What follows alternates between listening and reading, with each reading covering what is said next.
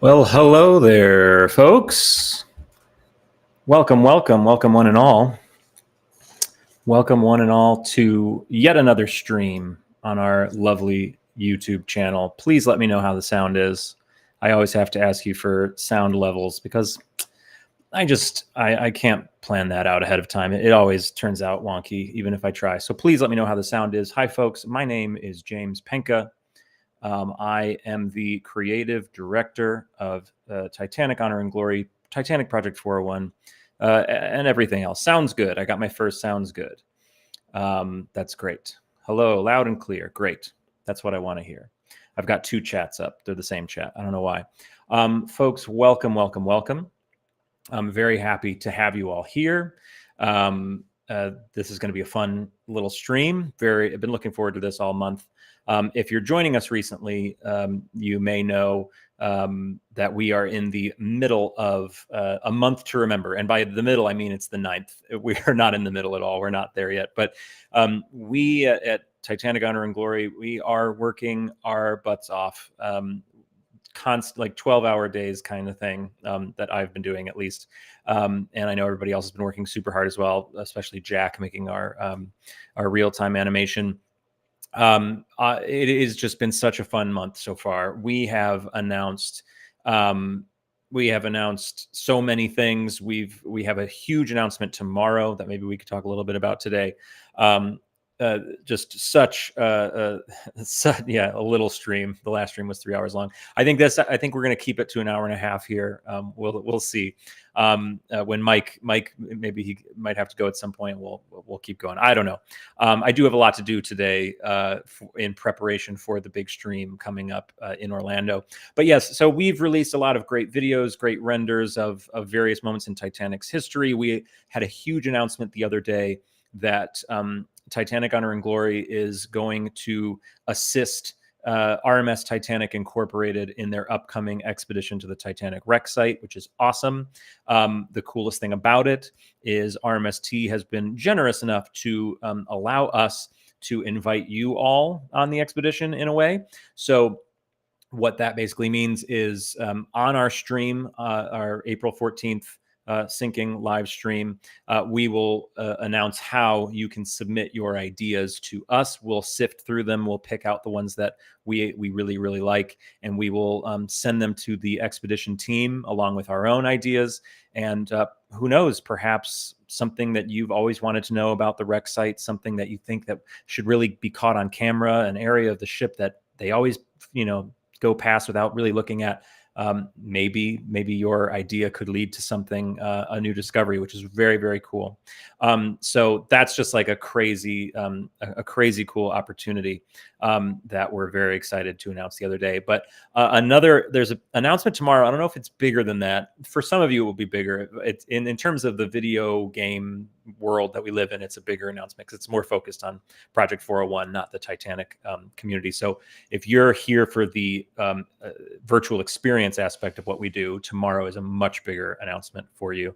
We also have a new animation coming out tomorrow that I saw some screenshots of from Jack, and it, if you don't know Jack by this point, he is working absolute magic for our company. It's really wonderful. We love him very, very much. And we of course are preparing for our massive real-time live event, the first time we're ever holding it in front of a live audience. Myself and Matt Dwinkler, we will be in Orlando, and we will be in front of us. It is now a sold-out room. It's a small room, I think about 30 people or so. So we expected it to sell out. It's not like we're in a huge auditorium or anything, but a full room, which is really cool. My apologies if you can hear the garbage truck going by. It's very loud. But yes, we are excited to go through our brand new real-time syncing, which I've been watching today. I'm taking notes and prepping for the stream. Jack has, again, worked some incredible magic. It is without a doubt the best real-time Titanic syncing that we've done, certainly.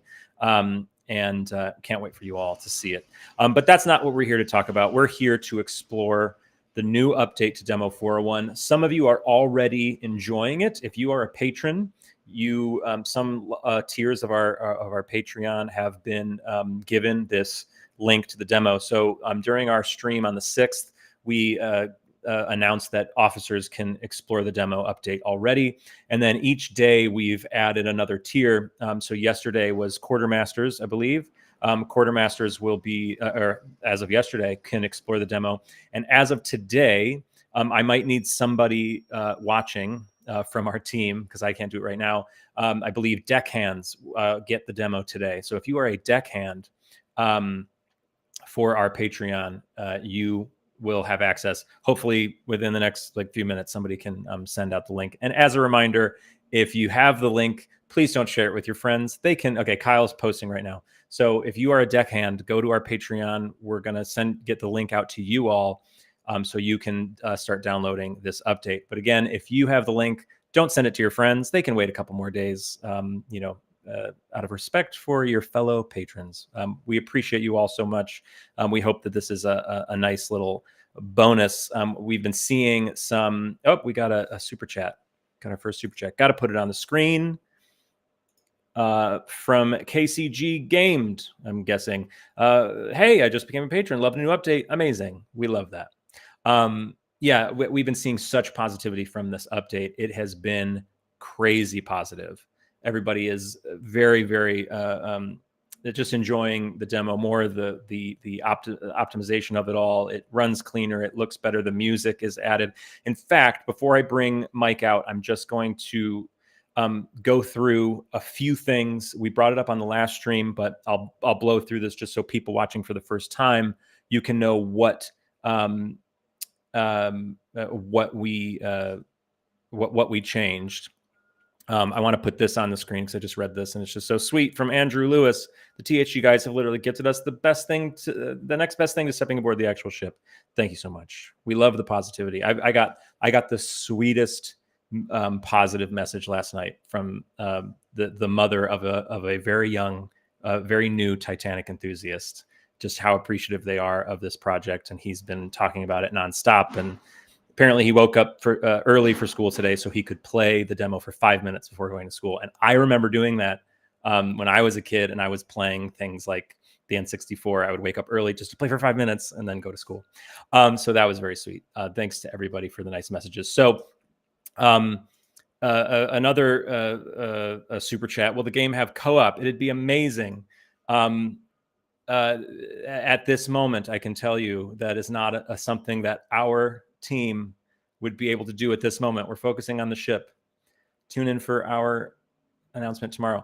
Okay, so a few little updates to this, and then we'll get Mike out here. There's music now in the demo, and you can press M to skip to the next song. The music is all beautifully arranged songs from the White Star Line songbook. Amazing. There's been some changes in the orientation of how the levels work. So there's less levels now. So there's less loading points. We'll see that a lot today because we're going to explore first class with Mike as well as the crew spaces, I hope. And you'll see some of the way it's much better oriented, which is great. There's way more settings. There's a lighting contrast setting. If you like the lighting contrast to be very extreme, like I do, I like to walk. Here we go again. I like to walk out on deck and sort of be blinded. I think that's so much fun. There's movement speed options, so you can go faster or slower. There's more quality graphics quality levels, so you can have an even higher quality than you had before. So the previous maximum settings that we had for this project are now the equivalent of high. So there's now a next tier of graphics settings, which is awesome. The game is the project size is smaller. It's been compressed, so that's great for everybody with your little computers. Sorry, I didn't mean little computers, but like with your computers. I don't want to, we don't want to overwhelm everyone's computers. My computer is overwhelmed and it's massive. So, and then there's a new installer, which makes things easier. It already installs the Unreal prerequisites, so I should hopefully get less emails about issues. And then some visual changes. The mirrors have been completely redone, so they look way better. The ocean is completely, is a new material. And the stained glass is like amazing. We're going to look at the stained glass today. The stained glass is crazy. And then countless additional minor fixes that we didn't even keep track of. And then there's one known issue. We've been getting this a lot. So just so you know ahead of time, there are 66 missing potatoes in the cargo hold. Somebody has hidden them all over the ship, and we don't know who did it. So go take a look around. That's that. Let's bring in our special guest. This gentleman you may know from a YouTube channel called Oceanliner Designs. You may know him as Mike Brady, but we, of course, know him as your friend, Mike Brady. Mike, how are you? Friendship is mandatory. Yeah, Mike, how's it going? It's good. It's good. I am in England. I've been in England for a few weeks. Great. And I actually just got back from Southampton. It's funny. I went on a short cruise, and so having just stepped off a real ship, it's going to be a little bit funny seeing a virtual one and walking through the decks. Absolutely. I mean, you worked on a cruise ship for some time. I worked on a cruise ship for 6 months, 2 years in a row, so 12 months total. And it honestly has completely changed how I see this game, this project. When we make decisions about Project 401, the full version of this demo, we talk a lot about like the vibration of the ship and like I cannot tell you what being on a cruise ship that is 3 times the size of Titanic. I forget how much bigger it was. It was 100,000 tons larger. So yeah, quite large. You still never forget that you're on a ship. It's always vibrating. It's always rocking, even the biggest ship in the world, or one of the biggest ships in the world. So for this, so yes, very, very true. So that's cool. So you were just on a little cruise. What else are you doing in London these days? Yeah, so I was down in London doing a bit of filming. I got to visit HMS Belfast with my childhood hero and maritime legend Stephen Payne, the naval architect. No way, very cool. Queen Mary 2. Queen Mary 2, that's right, yeah. Also happens to, I mean, among something like 30 or 40 other ships, right. Who apparently also knows everything about British cruisers from World War II. I had no idea. I thought this would be kind of like, he'd know a bit, I'd know a bit, would explore the ship, but it was like I had a free tour guide that was paid by the museum. Right. We all have our weird, like, other thing, like for me, anytime I meet a Titanic enthusiast who is also a huge, like, Beatles fan or a huge train nerd, we all love trains also. I mean, that's obvious, but I'm learning slowly. I'm researching some trains at the moment for another project, and I bought this photo from history. If anyone can identify that train in this chat, including you, Mr. Penca. Oh, I don't know. That's looking a little European to me. So if you can identify that locomotive, it would have to be a United States only. That's something I've learned in the train fandom, is that people in the UK tend to, obviously love UK British trains and whatnot, and American trains are like, no, they're boring. And to us, American trains are awesome. And I look at a UK diesel and I'm like, what is that? But people in Australia, you guys get the United States love of trains because you basically have United States railroads in Australia, as I learned when I was in Melbourne last year. We missed each other. You're in my hometown. I wasn't there.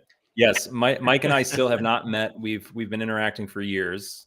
I've actually not met the majority of the people that I've worked with for the last few years. No. Matt DeWinkler, Chris Daly, and it's like, have I met anybody else from the team? Like it's really, Derek and I went to Paris together. That was fun. Because of something that we still haven't talked about, but tune in tomorrow. Okay, folks, finally we can talk about it. Okay. So Mike, anything else you want to talk about this month, things that are coming up before we jump into Titanic? Look, it's funny seeing a lot of guesses for trains in the comments. No one has got it yet. No one's got it yet. Toyota Corolla is my favorite guess so far. The infamous Great Western Toyota Corolla. No, this month, I mean, April's always big, isn't it? We've got a few videos which are collaborations between. That's right. Oceanliner Designs and Titanic Honor and Glory, which is very cool. And they're detailing some of the lesser known parts of the Titanic story. The first one being the Titanic story leading up to the completion of the ship and the departure from Southampton. I think is such an interesting bit of history that isn't really covered much. So we've got a video about that because, the truth be told, Titanic did a successful voyage before her maiden transatlantic voyage. It was delivered successfully, from Belfast to Southampton. So that was really Titanic's first voyage. And then from there, we've got some videos around Carpathia's rescue mission. It's an absolute epic tale. And we're ending on talking about the arrival into New York and what happened to all these people who, had nowhere to go or did have to get somewhere despite the tragedy or had lost family, and the White Star officials and all that kind of thing. It's a really interesting bit of history. So yeah, we've got some really, really great videos coming out. And as always, some very, very special animations from Jack. Jack. It's unbelievable. I mean, he never ceases to amaze. I put a QR code on the screen over on Mike's side of the screen of our full schedule for A Month to Remember. And if you look at it, in fact, I can throw it on the actual screen. Yes, I hope so. There you go. You're holding it. That's right. Here's the full schedule, and you can see it looks like the 14th, the 17th, whatever is behind the little thing there. So you can see some of Mike's upcoming videos on our schedule as well. So definitely check that out. And in fact, what I can do, I had it up for a bit, but I have a QR code directly to Mike's YouTube, Oceanliner Design. There you go. Like and subscribe. As always. All right. And then, folks, if you're interested to become a patron, the QR code is up there as well. I'll leave that up for a second, and then I'll put Mike's YouTube up for the. Let's do it the opposite. Let's go. Mike's YouTube is up, so if you wanna jump over to his YouTube channel really quickly and subscribe, he makes and I said this before we even teamed up. Mike makes like just the best. Mike's channel. He's got a whole team. It's not just him, but like the best documentaries of the things that we love, and then when Mike was like, hey, we really should do stuff together, I was like, come on, let's do it. So we took a YouTube channel in Mike's that was already pretty much the best, and we just said, take all of our visuals, so now it's even better. So that's pretty awesome. And now Mike's here, so let's jump in. Let me throw up the become a patron thing. I did see before we jump in, we got some super chats, and there was one question I definitely wanted to answer. This is a super chat from Silver Fox Line. Thank you so much for the super chat. Will Demo 401 ever be updated with an animated ocean so the ship isn't static in the middle of the ocean all the time? It's a great question, because we actually have released on our YouTube channel a video called Titanic's Cafe in Unreal Engine 5, I think is the title. And it shows the cafe with a bunch of tweaks that you actually won't find in this demo. It's for something else that we're going to talk about soon. But one of the cool things is out the window, the ocean is going by. The ocean is animated. The ship actually isn't moving. It's a little trick of the trade. The ship is stationary. The water is the thing that's going by you. So it feels like, yeah. So it's a little bit of a trick. And so yes, we are working on that. It will never be in the demo version. This version that you guys are going to play in these next few months that we're releasing, it's already out for our patrons, for some of our patrons. We will not be updating the demo again unless there's some game breaking issue that we need to fix. But we won't be updating it for any other reason until Titanic Project 401, the full version of the game, fully releases, and that will have the ship will be moving. And it will also have a nighttime setting and a sunset setting. It will have gameplay features that sort of guide you through Titanic, like the most beautiful Titanic exhibit you've ever seen in your life. It will have so much more than what the demo has. And it will even have a few extra spaces, not very many. It's already so big. It's 50% of the ship. And it's like 99% of the spaces that you would want to go. But there is a few spaces we'd like to add. So that's that. I think that's all the super chats for now. Let's hop on in. I will leave this up. Let me get this going. Boom, and we're in the bottom corner. Amazing. So, Mike, the other day we did a stream with Derek, who's our technical director and lead programmer and everything.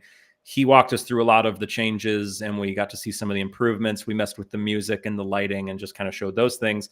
In the process, we explored second class and third class. So with you, we have first class and crew available. We will go through both, I hope. Where would you like to start? Would you like to start in first class, or would you like to start in crew? Somebody made a really good point earlier in the chat. They said, "Can we have a look at the bridge?" And so Sure. I thought, why not? Let's just start at the bridge and kind of work our way back. Officers only. You got it.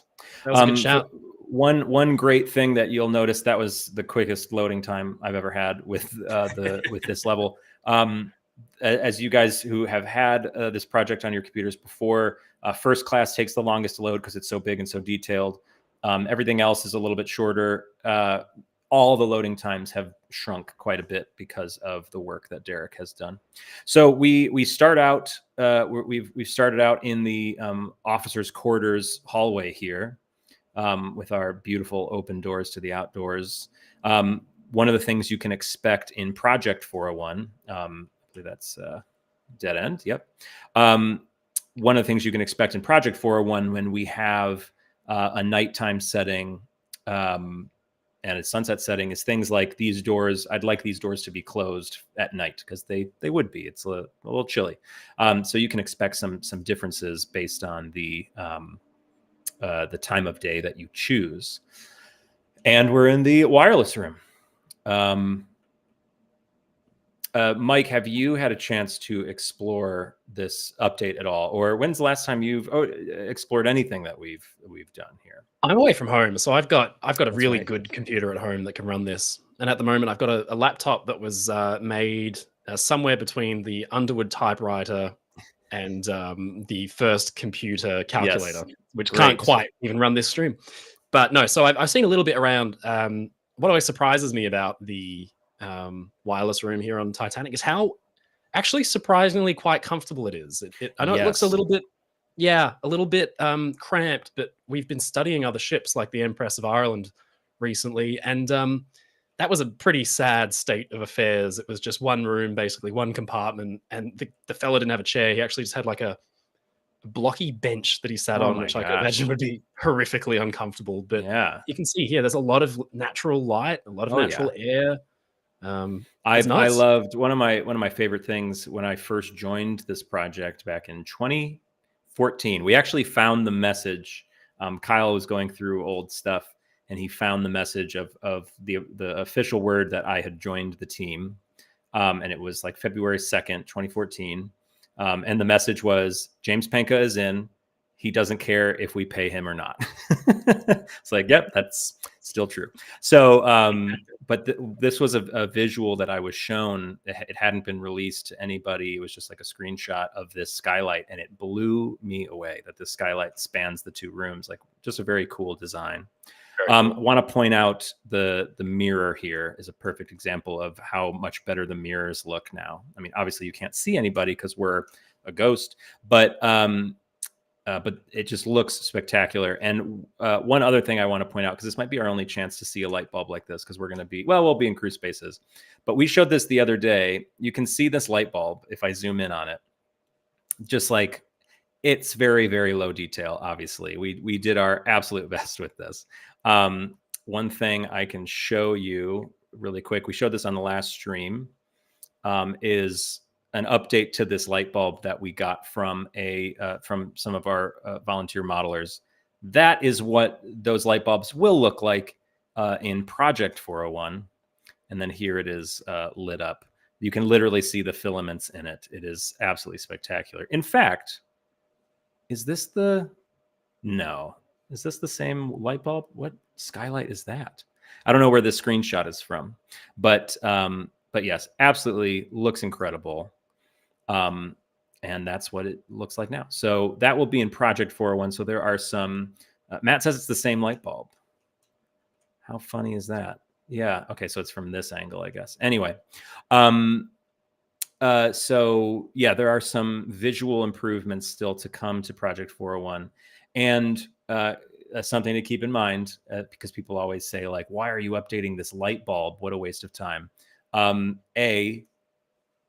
Our goal for this project is to create the most immersive and incredible visual experience possible. So it is not a waste of time for us, but that light bulb will also appear in Titanic Honor and Glory, which is going to be another level of detail. So it's all going towards the same end project. But these light bulbs, and also part of it is that there's a million of these light bulbs. I mean, we're walking past 6 of them right now, and they will all look much better. And now here we are on the bridge. It becomes a bit of a philosophical consideration. I mean, the detail being put into Titanic Honor and Glory's, 3D models and renders and things. I mean, people can criticize attention to detail all they like, but where else will you see, I think, any ship from history depicted in this degree of accuracy and Exactly. detail? I mean, it's like a perfect facsimile of this thing that can never exist again. That, yes, it's the Titanic. Yes, it's the most the most famous ship in history, and yes, we're all exposed to the story. We all know it well, but the story of Titanic, that aside, the ship itself is kind of emblematic of every steamship from the years probably pre World War II. And so I've always said, if you can understand how Titanic worked and how all these various things fit together to make a ship, 45, 50,000 tons large, you'll understand how any ship from that era, all the way from the Great Eastern, in the mid 19th century up to about the Queen Mary worked. And it's all the same principles. So you're really not just putting together an accurate facsimile of Titanic, but a perfect representation of ships from that entire age. So I think it has to be done. And it's commendable that you've dedicated that much time, because, in 50 and 100 years from now, I think this kind of work will still stand as a perfect demonstrator of, what it was like back then, how these things were put together. It'll be a really invaluable educational tool. So I never really listen to folks who say, "Oh, you make too many videos about Titanic," or such, because, like I always say, if you can understand Titanic, you can understand a lot of them. Absolutely. I'm showing off some of that attention to detail. If for example, if you have an issue with like the light bulb being redone, there was a moment, I am sure, when we decided to put a lot more detail in the tops of the funnels than were there originally, or something. And I'm sure someone said, "Is that really necessary?" And it's like, well, look at this. It is All right, here's the thing. absolutely stunning. So what you were just looking at on top of the funnel, you've got little shackles at the very top of the reinforcing band on the Right. funnel there. Now, someone who's never explored Titanic before in the game, or doesn't really know much about the ship, would walk through the ship and see those things and think, "What are those? That's weird." I mean, I Hmm. don't understand what that is. Uh, Chances are they'll look it up. They might go and buy a great book. I mean, there's brilliant ones like Titanic, the Ship Magnificent will tell you those are eyelets and like little rollers for painters' lines. It's the lines they would rig to actually paint the ship's funnels from the top down. Because how do you paint like a 6-story tall funnel, but Right. to essentially rig a pulley system with a platform and lower it down and paint the funnels down like that? Guess what? You've learned something, and you see them on Lusitania, and you see them on Right.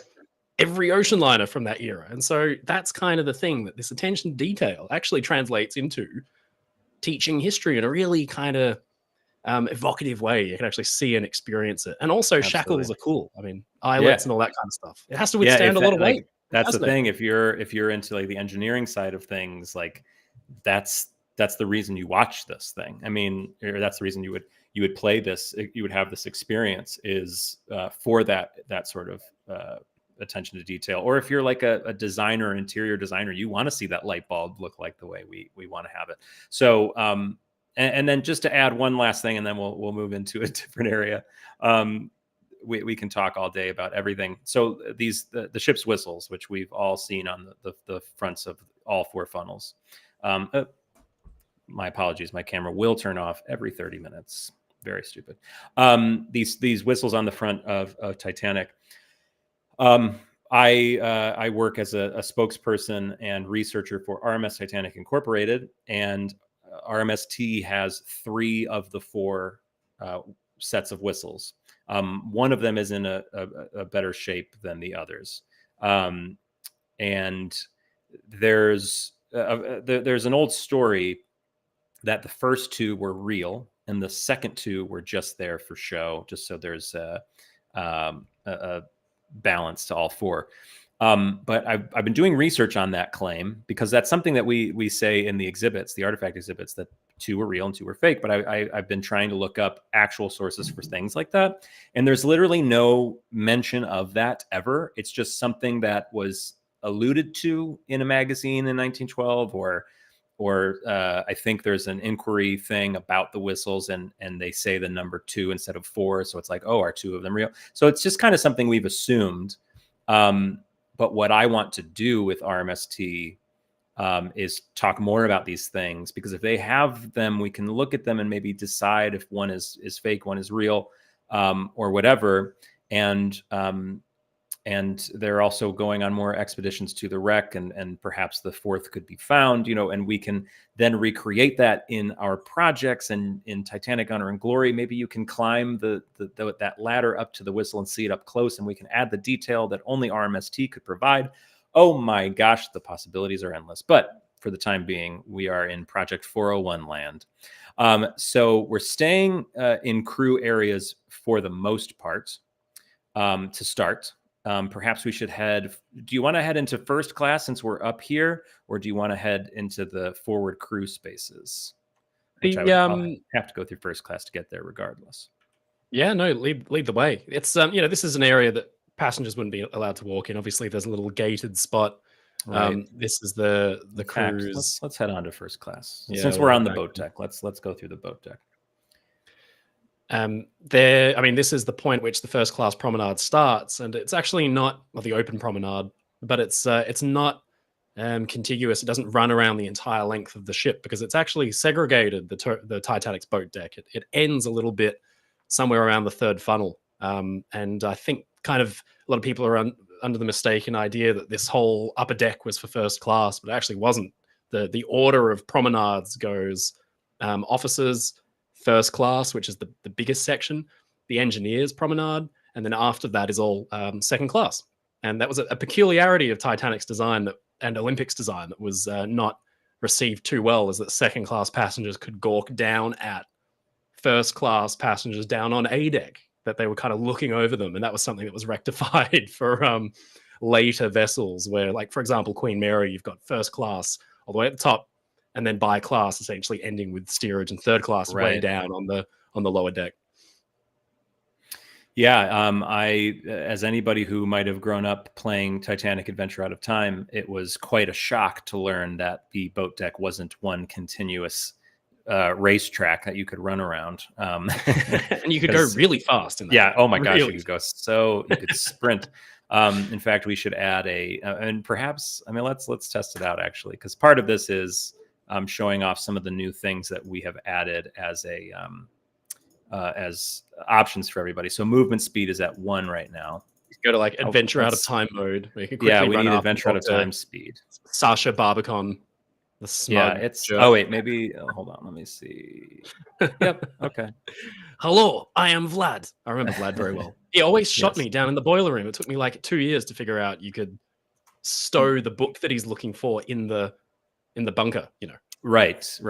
I one of the so I played that game for years, never even getting to that point, because I could never get the decoder to work. So I would enter it over and over and over again, and it would always say, like, I forget what it says, like error or something. So I wasn't doing something right, and it wasn't until I got this bad boy, ordered this online, and gosh, even seeing the back of this fills me with so many emotions because it's just so iconic. But this finally told me how to get past that part, and it's so funny that for probably 3 years, I've still played Adventure Out of Time, but I just never got past that point. So it was quite a joy to finally do that. We're now down on A deck, which is pretty spectacular. Very fun to just get the full length of the ship on A deck. One of the things, Go like, ahead. games don't really convey is how windy ships are, and you would know this, how windy they are just moving even in a calm. And then once the wind Yes. comes up, you've got a headwind. I mean, the ship's already moving at 20 knots. That means you've got a 20 knot, around 20 something mile an hour headwind. And so they're going out of their way here at Holland and Wolf to provide as many kind of breaks to the wind as possible. So they've fitted Titanic here on her A deck promenade, which is enclosed with essentially a big wind screen at the forward end, which has a little doorway and a window that looks Right. into the promenade, which would mean that actually this forward section of the promenade would be really, really quite comfortable and still and very warm as well, Yeah, relatively like warm this as the sun with hits the this door glass. closed and sitting in this chair. Ooh, Yeah, nice and this would be comfy, magic you right know? here. Yeah. And it's just one of those things that, another one of these little things that marks ships of that era out from cruise ships of today. I mean, deck chairs weren't just a provided um, convenience for you to just go and sit in. You actually essentially had to, once you boarded, go and organize with the purser to reserve a deck chair, and you had to pay for it. It was something you paid in a small amount, but it was just one of those things that you had your allocated deck chair for the rest of the voyage, and you would have a blanket and you could go out and sit on it. And it just wasn't one of those things where they'd put them out at night and then you could go and sit on them willy nilly. Oh, I feel like we've got an issue here. These are all labeled as deck chair 13. That That's a can't be shame good. because mine is 14. My ticket says I got deck chair 14, so Yeah. I guess I'm not sitting anywhere. Yeah. Oh no. They all say 13. Uh-oh. Add it to the list of things to change for Project No, 401. I remember Matt said he did that as a gag. I remember Oh, he okay. said This was rather than purposeful. Okay. that was purposeful. One of the one thing I'd love to do for Project 401, it's something that we've talked about. It'll take a lot of work, but I think it'll be well worth it. A lot of the rooms aboard Titanic have little labels above them telling you what the door is, and of course the cabin numbers. But even the rooms along Scotland Road have little labels, and most of them I'd say are empty at the moment. Like, we never went through and added labels to everything. I really love to do that. So when you explore Project 401, you have the option to like look up and see, oh, this is the confectioner's cabin, or the baker's cabin, that sort of thing. And we get a lot of questions about this, about exploring the bow, and by the bow, people mean the forecastle deck and the forward well deck, which we were just looking at. That is one of those things for Project 401 that we do talk a lot about, including the forecastle deck and the forward well deck. It would just be such a shame to have the entire exterior and just not that. So don't worry, that is on our radar as something we'd like to do. But yes, this is the spot Mike was talking about, where second class passengers would be looking down on us as first class passengers right now, which is not cool. But I think for a second class passenger, I bet that's thrilling. There's a certain degree at this time of the theater of society. So you would have seen in Lusitania's dining saloon, for example, it was 2 stories tall with a massive well and essentially rows of chairs where people would look down into the dining saloon. And typically the most important passengers would be seated in the center of the dining saloon. And there was an element of looking at society and kind of being seen, and so I don't know if there's maybe a little element of that playing into this idea of the staggered deck, with really this aft end of first class on A deck being almost like a stage for the more important first class passengers to step out. But the unintended side effect of this kind of thing from White Star Line and Holland and Wolf is that this area becomes very popular with children, and there's that famous photograph of the young passenger playing with a spinning top. Right. I forget his name, but he was the subject of the book Spedden? Whole Other Titanic Bear. Douglas Spedden, that's it. Thank you. And a user on the chat just said that I think young Frankie Goldsmith played in one of the cranes. Olympic in later years got a swing set installed on the awning rafter between the end of the boat deck and the mainmast. So I think it's because you've got first class parents essentially sitting in the veranda cafe or the Palm Court, and kind of like daycare, watching their kids out through those sliding doors, which would have been open, playing out there on these weird bits of equipment, and essentially that the crane boom that is sitting on the jib that supports the crutch that supports the crane's jib. It's kind of like a little jungle gym. You can imagine like little kids kind of swinging off them. I'm trying to adjust the movement speed so it's a little more cinematic. I feel like we're moving too fast for the stream. That's a little Yeah, we got to better. like stroll That's through. better. But the slowest setting is very slow, which is cool. Yeah. So these window light bulbs here, these are like frosted, I believe. We have a new one of those as well that looks really, really good. We are now in the veranda and palm court, the rooms on the back of the ship here. We'll go through a wonderful revolving door. Oh, and we're going in so slow. This is a little too slow. And now we are in the smoke room, the first class smoke room. An unbelievable space to be in, especially because, and I told you all we would talk about this, the stained glass that Derek has worked extremely hard on. The best place to view it, as we did last stream, is in the first class reception room. So when we get down there, because one of them is open. But this room has obviously more stained glass than probably anywhere else on the ship. And let's just take a look at this. I mean, it is absolutely stunning. We had a lot of technical issues with the stained glass. Stained glass is not something that's just like easy to make in a video game. Certainly not for our team, who are, we've never released a proper, AAA video game before. But so Derek has messed with this. The stained glass in the previous versions, as you would get away from them, they would disappear, or the light just wouldn't come through them correctly. They would, slow your computer down, stuff like that. But now it is just like absolutely stunning, and you can properly enjoy these beautiful little boat scenes of people sailing on rowing on a little pond, a waterfall. It's just absolutely gorgeous. I'm absolutely obsessed with this space now, and I've liked it before, but I did always think in our previous updates that this was the room that suffered the most. Like, it not suffered, but it was fine. There's just not a lot going on for us, because the focal point of this room is the stained glass. And now I think this room has a pop to it that I think is absolutely stunning. And we'll go through a little crew space here. I love, I always tell this story in this space. If you're a model builder of Titanic, if you built little Titanic models, you may have seen windows in places that you're always like, what's in that window? That's such a weird place for a porthole to be. And for me, it was on the aft side of the raised roof in the second class promenade. There were some portholes snuck between the raised roof and the second class stairs. I can show it to you up there later.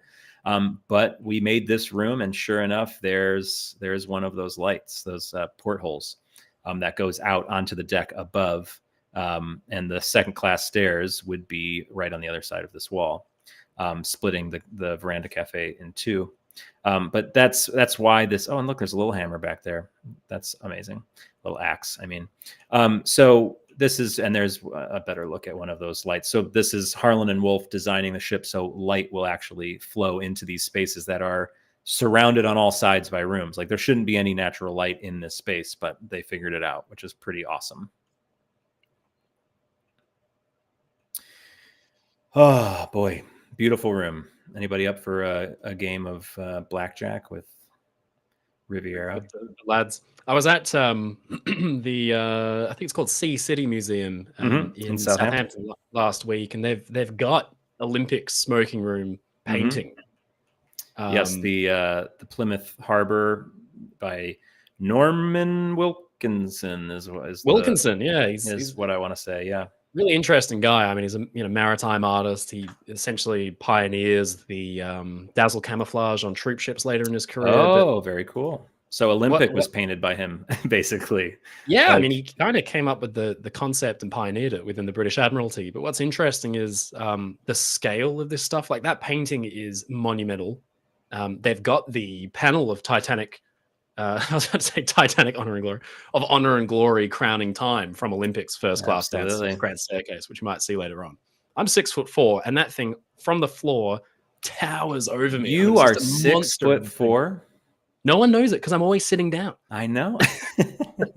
That is one thing that is absolutely wild about meeting people from what we do, basically. Like I met Derek. Derek is so much taller than I expected. Matt DeWinkler, so much taller than you'd expect. And now you are. So between you, me, Derek, and Matt, I am by far the shortest, and I'm like 5'10". I'm like a normal height of a person. That's Here's very an funny. interesting tidbit for you. I don't know. I always pictured Bruce Ismay, Bruce Ismay, as being not a giant guy. He was 6'4". And in 1912, that's very impressive. Very impressive. If you look twice People at have pictures of gotten him, yeah, he's like people have gotten towering bigger. over his compatriots around him. I never noticed it before, but he was a tall guy. Yeah, that's wild. I did not know that. That might be why we've got such tall ceilings down on D Yeah, deck, you know, where he's right. sipping his coffee. You know, she's got like 10, 11-foot tall ceilings down there.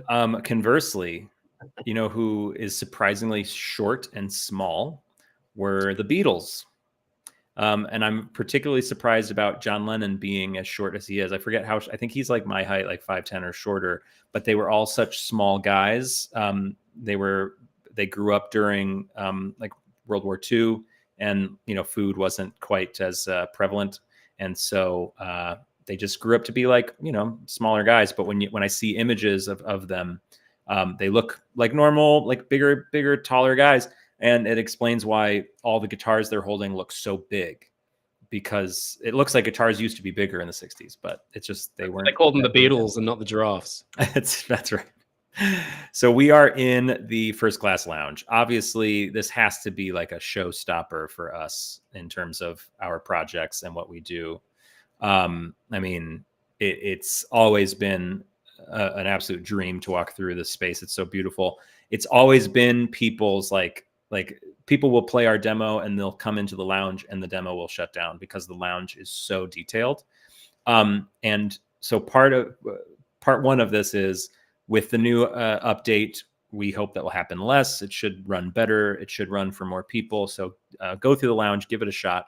But we do usually in our requirements for our projects, we do usually include the requirements for first class and the requirements for all the other classes, because first class is so much more detailed, which it's kind of fun that harkens back to the days of Titanic, that if you want to explore first class, you kind of have to have a better computer. But it really should become more universal as we go, which is great. And I really hope you can play it. I hope everybody can play it. But I do think it's quite funny that first class might be off limits to some people.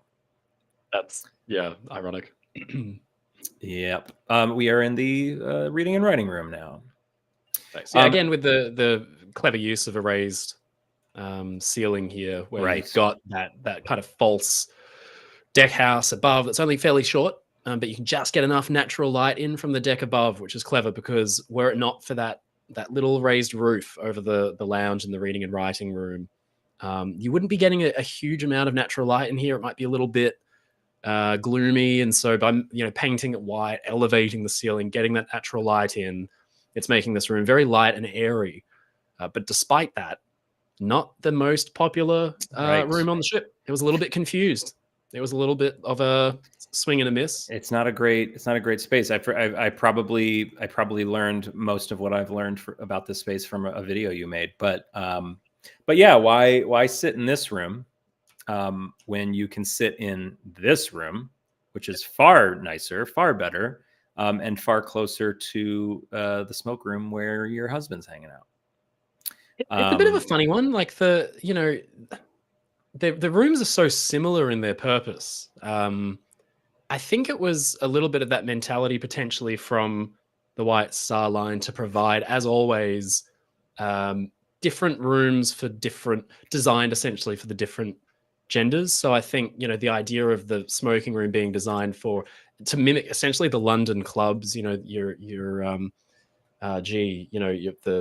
London Savage Club and the Garrick Club and all of these ones where men would congregate and smoke cigars and talk business, whereas the women of the time would go to the great salons and cafes of London and Paris, and which were all very light and airy. And again, some of that theatre, some of that raised, big windows, natural light coming in to kind of show off a little bit. I think the reading and writing room was maybe designed to be almost like a ladies' salon for after dinner kind of tea and refreshments and maybe the chatter, Right. but it just never really took on because you've got the beautiful reception room, the lounge, and that kind of made it superfluous. So an Olympic, it was actually scaled back somewhat, and a big chunk of it was replaced with cabins, as they had done on Titanic as well. Right. I saw a question in the chat for you, Mike, if you've been to the Swan Hotel in Alnwick. No, I've not. No. So they've obviously got big sections of Olympics interiors. So I think they got almost the complete lounge, I believe it is. I will visit one day. I was nearby. We were on the cruise ship in the area, but to get there and see it and get back to the ship before it left would have been a stressful adventure. If you've ever worked on a cruise ship, it's very simple. If you miss the ship, you're fired. It's like, and it's very militaristic. There is no exceptions. If you are not back by the time, if you there's a crew all aboard time, and if you're a few minutes late, you get in trouble. Like, you get in big trouble. If you do it twice, you're out. But if you were to miss the ship, they leave your passport on the dock, and they put your stuff in storage until you can come get it. Just throw your passport down on the quay. Yeah, they literally leave it with the dock people, and you show up, so at least you have your passport so you can get yourself home, but they will not pay for you to get home. They will not pay for you. I heard of a guy who once convinced them to let him join them at the next port, but it was only because the car that he was, the rental car broke down. Clearly not his fault. They were like, okay, I guess that's fine. There was a girl on our ship who was in a car accident in a rental car. And it was a very bad car accident. The car landed on top of her, and she walked away okay, but absolutely had a concussion, and had some glass like stuck in her head. Like, she went through it. And she basically went to the rental car place, paid whatever she had to, ran to the ship, didn't tell anybody, like, because she would have been fired for sure, and would have been let go because of the concussion, because they can't have any health problems on board. The whole cruise ship industry is quite intense. If you get sick, you kind of have to not tell anybody about it. If you like tweak your ankle in a show or you're dancing or whatever, don't tell anybody, because if you tell them, yeah, I hurt my ankle a little bit, you will be replaced very quickly. So it's very intense. But yeah, so don't miss the ship. It's accidentally turned into like a massive expose of the cruise industry. I want someone to do a massive expose on the cruise ship industry. Someone did it on a comedy show once. They like went through how terrible the cruise ship industry is, and it's pretty. Yikes. It's not good. Things were different back then, obviously, in Titanic's day. I mean, there was an element of flying by the seat of your pants. I mean, this was the era where most Royal Navy destroyers and cruisers had open top bridges, because the officers and crew essentially wanted to feel like Nelson. They preferred having that full visual around, and most liners of the day had open top bridges as well. It was just a different era. I mean, the crew were expected to be on watch, 4 hours on or 8 hours on, or the dog watch for 2 hours, and with no kind of protection, even in an Atlantic gale, and it's just the health and safety aspect, and it really was just a different world. Not to mention the 180 odd men down way below us right now, working to stoke the boilers. Like, we're talking high 70 degrees, 80 Fahrenheit plus, just breathing coal, soot, and dust, and the conditions were shocking. Yeah, absolutely. It's I can't tell you how many connections I made between Titanic's time and the cruise ship I worked on. I want to point this out real quick. Because the mirrors have been so beautifully updated, you can now look back and forth between these two mirrors forever and ever and ever. Very cool. Love that little touch. I like it on the elevators, though. Like, conversely, even there's people kept in like the most basic conditions possible on this ship, and yet that bank of elevators that we were just looking at, you would see on any cruise ship today, an almost identical looking bank of elevators. That was so modern and forward thinking, and it's just kind of like this perfect representation of Titanic being at the crossroads of this new era of technology where things weren't fully realized yet. There were some really forward thinking things, but they still were lagging a bit behind as far as conditions and pay and that kind of thing. It's just a really interesting, there are bits of Titanic where I think, goodness, that's archaic and old fashioned, and other things where Right. you just think, I would expect to see that on a ship today. Yeah, absolutely. Bizarre. I mean, Titanic having two stairways for the first class, the grand stairs and the aft stairs, and rooms. Like that's exactly how they still do. At least they did our cruise ship, was pretty much the exact same way. They Yeah, just about did it. three or four stairwells, right? Yeah. We're in Charlotte Cardez's cabin with her son, manservant, and maid, and this private promenade. Speaking of lagging behind that you just mentioned, I don't know if anyone is seeing any lag in the stream. If you are, if it's a little jittery, that is purely the stream and maybe my computer's ability to play this and stream it out.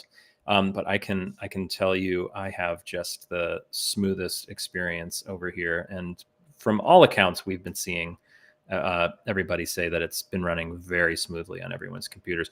We're heading into some of these very unique cabins, and the lighting is just absolutely stunning in some of these rooms. The crazy colors. I've been talking with RMS Titanic Incorporated. They have in their exhibits, if you've ever been to an artifact exhibit that they operate, they have recreations of cabins, and one of the recreations is a first class cabin, and it's generally very good. Like it gives you the idea. There's no room on the ship that looks the way that one does, and we've talked about, it needs to be updated. So how do we showcase how many styles? Like, look at this room into this room into this room. It's just unreal how beautiful the B deck and C deck cabins are, that they're all in these different period styles, like Dutch and modern Dutch and whatnot. I believe this one is Dutch right here. And how do we showcase that in the space of the artifact exhibit so you can see more than just one cabin? So we're talking a lot about that and how we can show this off, because today on a modern cruise ship, you would not you would not see this. There are 5 room types to pick from, and they all look the same. It's just, that's not what cruise ship companies are worried about right now. Yeah, the closest I've seen probably is on Cunard Line with Queen Mary 2, where you've got the Queen Mary 2 is a Oceanliner, as we all know, but she's a segregated class Oceanliner. There are public spaces on Queen Mary 2 you cannot go to if you haven't got that class of ticket. And similarly, the staterooms are also slightly different in their designs. The dining saloons for the Queen's Grill, Princess Grill, and Britannia class are all totally different. And it's just one of those things, like you say, there's just no that's the closest we'll get. But that was one of the major selling points of ships like this. You think that part of it was, we know these styles now today. You'd say that's the Dutch style, that's Louis XIV or Louis XVI. But remember that a lot of the first class passengers back then were very, very well learned in the classics, in the various styles. They would be very familiar with these styles. And so traveling in these different spaces, they would have got the references. They would have understood that, okay, yeah, this is meant to be Louis XIV. It would mean something different to them, because they might have, absolutely, especially for the more wealthy British passengers, be raised in country houses that are done entirely in that style, or have a. So it would have been nostalgic for them, like we look at this and it's stuffy in some ways, but they would be like, oh, my grandparents' house was like this, and like how cool to have such a lovely style. I mean, some of the styles hold up still. Like when you go, I mean, it's not much of a style, but when you go into like the second class smoke room, it looks like a beautiful hotel lodge in the mountains of, in America. Like that's kind of the style that at least those buildings were built after, stuff like that. Some of the styles, of course, like I don't know how you could sleep in some of these cabins. They're so ornate and crazy. We are in the Cafe Parisien. This will be the subject of an announcement tomorrow. I'm actually seeing a lot of people ask questions in the chat that I am dying to answer, but I cannot answer until tomorrow. So if you've had a question in this chat, please watch our announcement tomorrow. I'm going to record the video tonight and post it tomorrow of that concerns the cafe mostly, and a very, very cool opportunity that we are embarking on. So please tune in. I disappeared. Thank you to Laura, the plane spotter. You also spotted my camera turning off. Well done. But yes, and also this cafe is already looks so much better. Check out that YouTube video on our channel, Titanic's Cafe in Unreal Engine 5.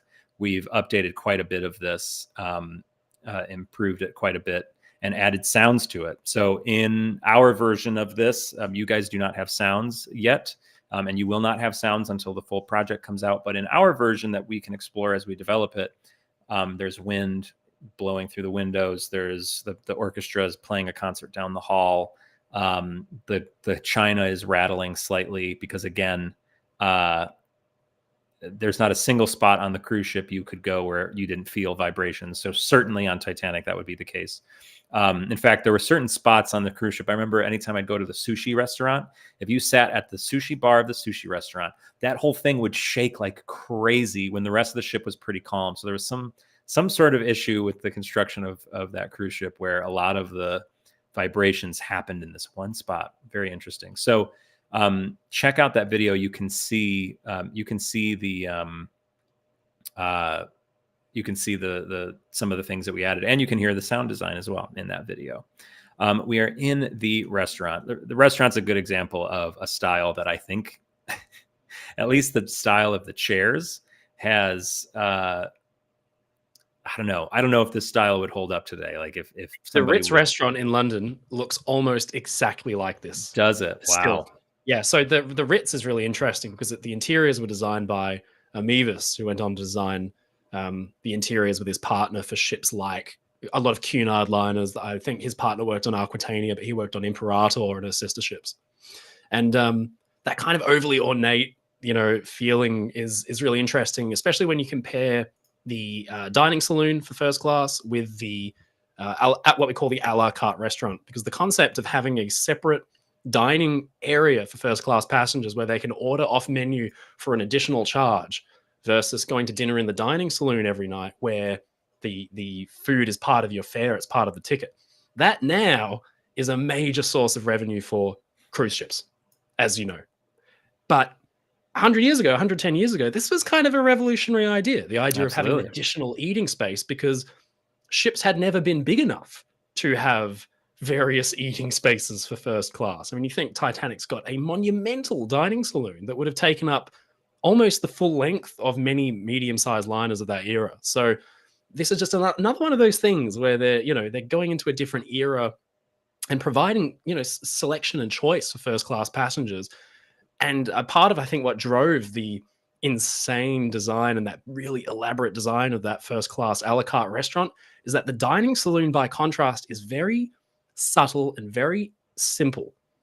And maybe people would want to pay for the experience to sit in what is essentially like the Ritz dining room afloat, and experience those interiors versus the white enameled walls of the dining saloon. By making it as different as possible and as ornate as possible, you're essentially courting more passengers in to the restaurant.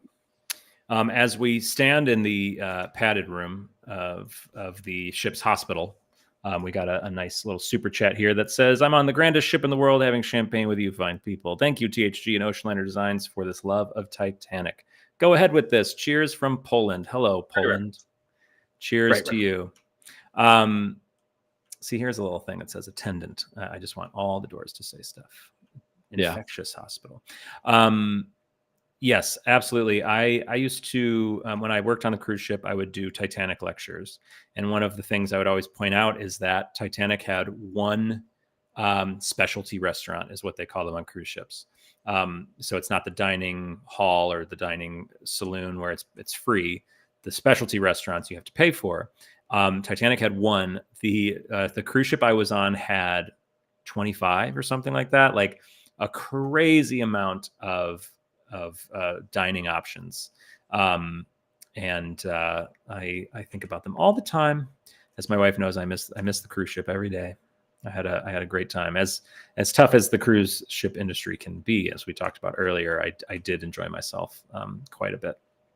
Well, Just part of don't get hurt. the idea of providing, selection for first class passengers is that the other big difference between the two dining spaces, the dining saloon, again, we were talking about the theater of going to dinner. The whole point of getting dressed up, descending the staircase, and entering the dining saloon.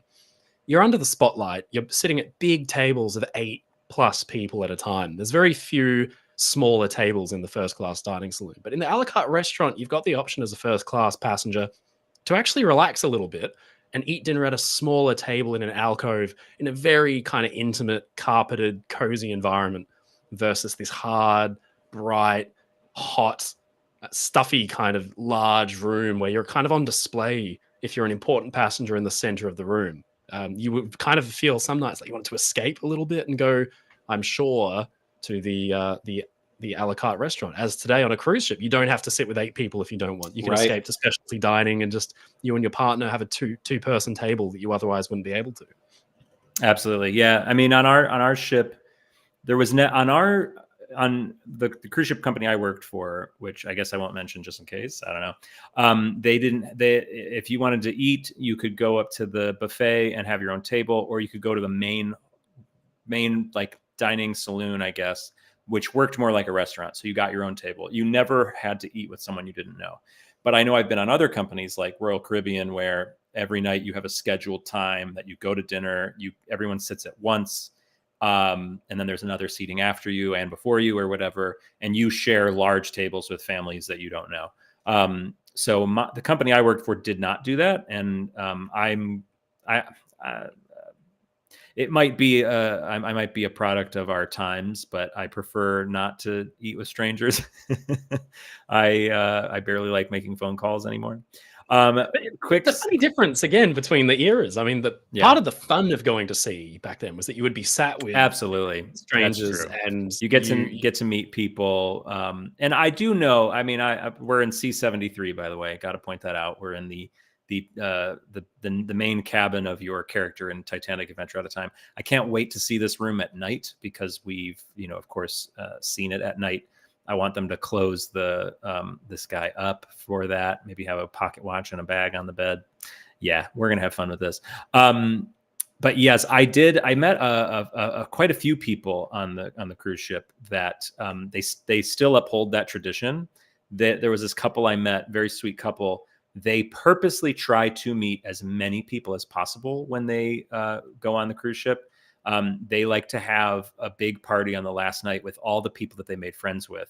And they're like, by the end of our cruise, it was a week cruise. They had a party with like 13 people. They like made so many friends, and that's what they do. And so people still do it. I just am not one of those people. We're now in the Strauss cabin, one of the most beautiful spaces on the ship. Certainly one of the most beautiful that we've created here. This room here is top notch, absolutely top notch. I'm going to let you look at it for a moment while I check these super chats. Yep, I put this on the screen on accident, but it's a good one. That's a quote from Adventure Out of Time.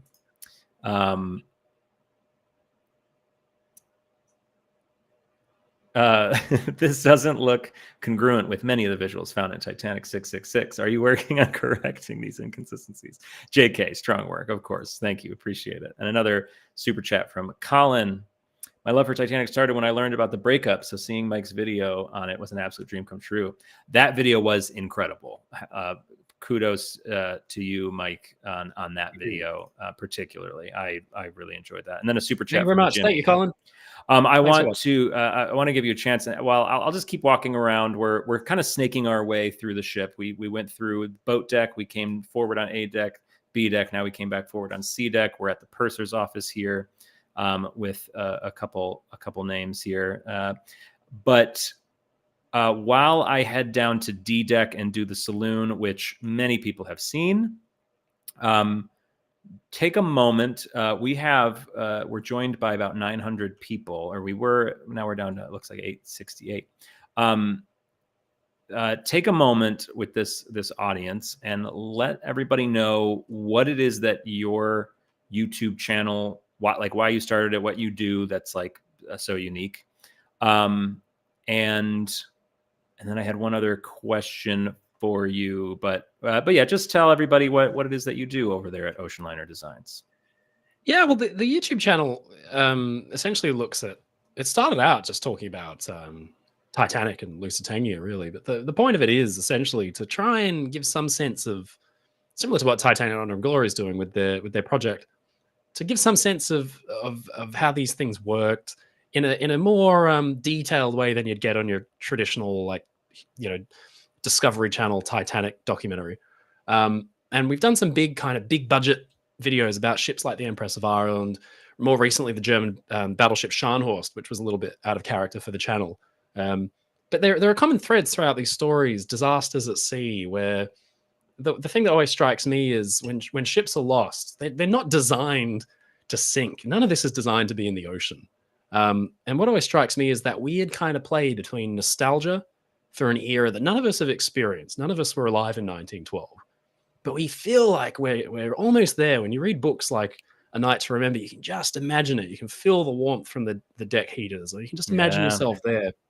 When you play Titanic Honor and Glory Demo 401, you're there, you know. And I wanted to do that with my channel. Just kind of, there's different types of videos that I make. Some of them are documentaries just about how the ship was built and how it functioned, and then some of them are a little bit more kind of theatrical with animations and things designed to kind of put you there a bit more. And the one probably we're most proud of is our Empress of Ireland documentary that we made last year. That was put a lot of time, a lot of work into it. But again, one of those ships just lost before its time that shouldn't have been, and a lot in common with the Titanic story, but it just happened so much faster and so much more violently. So yeah, we try and tell these stories in a way that brings them to life.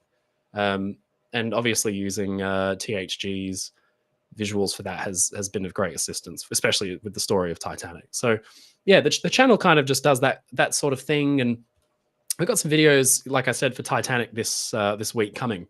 That again, yeah, touch on the story, bits of it you may not be so familiar with. The one I'm most excited for is, I think I mentioned that one where, you know, Titanic shows up in Southampton and what that would have been like, people coming down to look at it, and there's this brand new ship.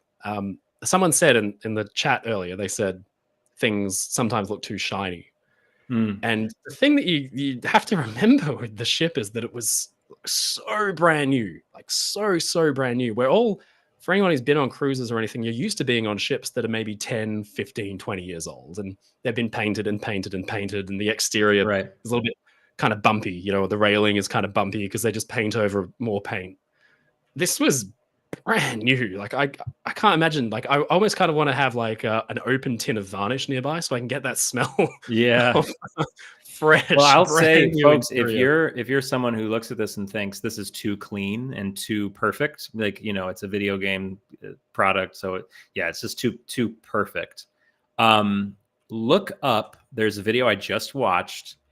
It's something like it's a video about it's interviews with golfers who are about to play the Masters, which is a big event in the United States this coming weekend. It starts tomorrow, I think, or in a couple days. It's at Augusta National, which is a golf course, and like the most exclusive golf course that we have for the most part. And it's a video of these golfers explaining what attention to detail the Masters organization puts in for the event. Watch this video, and they will literally show you gardeners with pairs of scissors snipping the edge of the grass where the grass ends and the flower pot, the flower area begins. The attention to detail of this Masters organization to put on the most clean, like they don't even let you have your phones at the Masters because they don't want anyone on TV like with their phone. Like they want it. It is an unbelievable operation that they go through.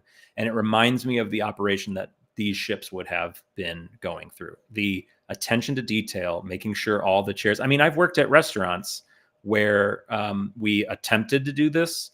I worked at Tavern on the Green in New York City, which is a very famous American restaurant in New York. We'd get yelled at if our chairs weren't all lined up. So when you look down the lane of the chair, you know, like people still do that. While we're here we are looking at the stained glass in the dining saloon. As you can see, if I look up close to this one, you can see the lines in it, like that texture that stained glass has, that is just very, very unique. This was not easy for Derek to recreate. He spent a lot of time on this. There's actually 2 panes of glass to create this effect. It is absolutely unreal, and it's best seen on this open window.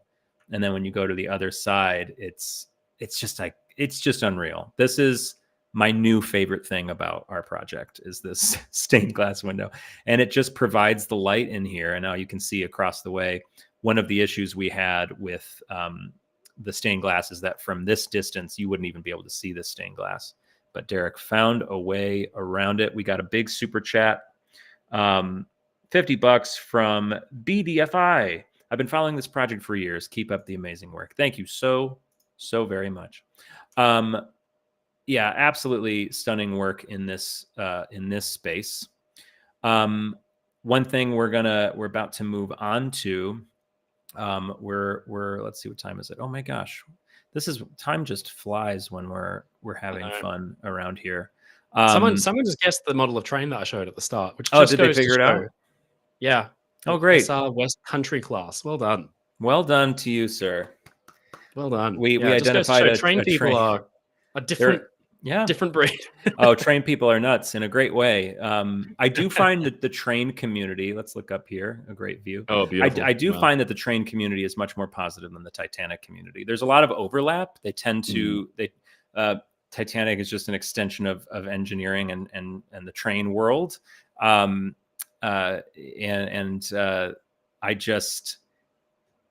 just noticed a much more positive community, a lot less, there's a lot less competitiveness in the train community. It's just a bunch of nerds that like trains. That's all they want to do, is like trains. And that's okay. Good for them. I mean, there is a massive overlap because, Southampton docks was such a rail hub, the major freight and passenger destination. And indeed, there was a service ran for Titanic's first class passengers from Waterloo on the morning of April 10th to get them to Titanic for boarding time.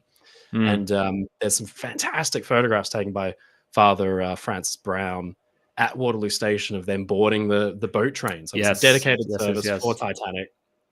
And their first view of the ship would have been the 4 funnels, just the funnels peeking up above the sheds along the pier as they showed up. And yeah, it's such an evocative idea. But I believe there's some effort undergoing at the moment to restore some of the boat train carriages, which is great because there is a huge overlap. That would be fun. I'll go on that ride. Folks, we're at a spot that I love on the ship because it's a fun combination of a whole bunch of stuff that we've worked on and released over the years, but it's also a very important spot in Titanic's sinking. And it's something you will learn a lot about if you join us for our real-time sinking on the 14th into the 15th. It seems, based on survivor testimony, that when Titanic hit the iceberg, and there was obviously damage forward, and there was obviously water forward, it seems like a lot of people came here to see where the damage is. At least we know Thomas Andrews came here. I believe Captain Smith stopped by this location. This is just a very important spot in Titanic's story because we are able to sort of determine the speed at which Titanic sank because of observations made here. And I think the reason being, if you go anywhere below this, everything is so compartmentalized. It's hard to judge where water is and as it's progressing. But what better place to keep track of water rising than a staircase? I know Officer Lightholler did it later in the evening up on the boat deck, but you can count how many stairs the water has risen. So this would be a perfect spot to go. But also, we are on D deck right now. And from here, we can see down to E deck, where this hallway goes back to where we just came from. There's some cabins here. We can go down to F deck. This goes down to the squash court. And then through here, I won't go through it right now. Well, who cares? Let's just go through it. It'll load in a second because it's a small level. This is the post office. Now we've been on F deck, and now we can go down to G deck here with the post office. And then there's even a staircase here that goes down further. So, and this would have been flooding immediately, this area right below here. And so then this space would have flooded, this space would have flooded, and then we head up this staircase. So it's just, I find it interesting as I've done my research for the real-time syncing and my research for RMS Titanic Incorporated, is just how these staircases near the mailroom, near the post office, the staircase near the D deck forward cabins, like they're brought up quite a lot. It's always the same staircase because it just seems like if I know this ship well, if I'm the captain, if I'm Thomas Andrews, I'm an officer, I'm the carpenter, if I'm like, oh, we hit something forward, this is the place to go, because it's such a easy place to sort of analyze the damage at hand. Yeah, there's a really interesting bit from A Night to Remember where Lord is talking about, the postal workers standing at the stairs, having just moved the mail up into the mail sorting room from the hold, and then seeing that flooding as well. And I don't know where the myth came that the mail workers were the first to drown or die on Titanic, but essentially they're standing at the top of that staircase. Right.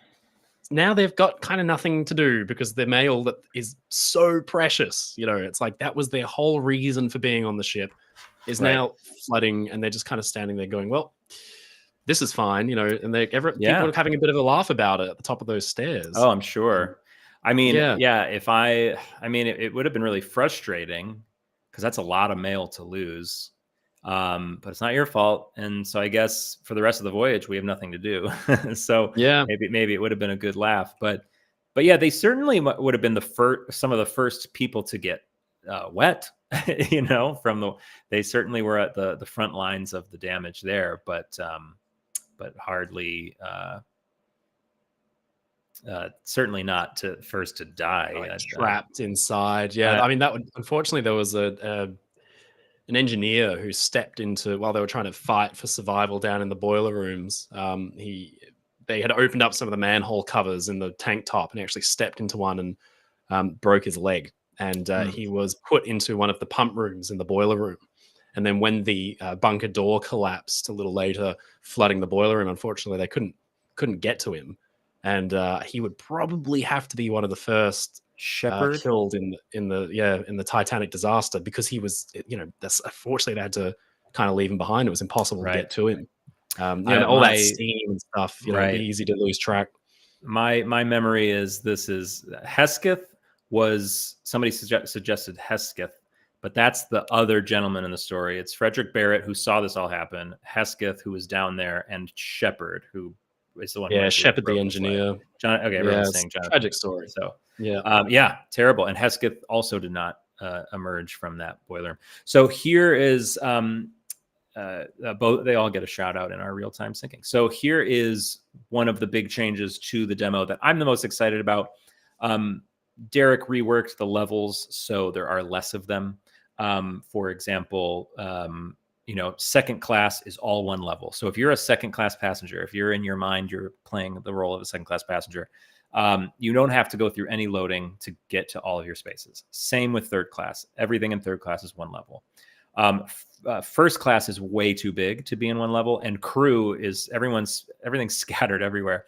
Luckily in crew, if you want to kind of play the role of a stoker, the boiler rooms are now part of the forward crew area level. So from underneath the crow's nest all the way down the bow, all the way through the boiler rooms is all one level. And then, the engine room is part of the third class level because it has to be, the purser's office is not a passenger space, but it has to be part of first class. So there's the rest of it's sort of scattered throughout. The officers have their own level. But first class is the most complicated for us because it's so big.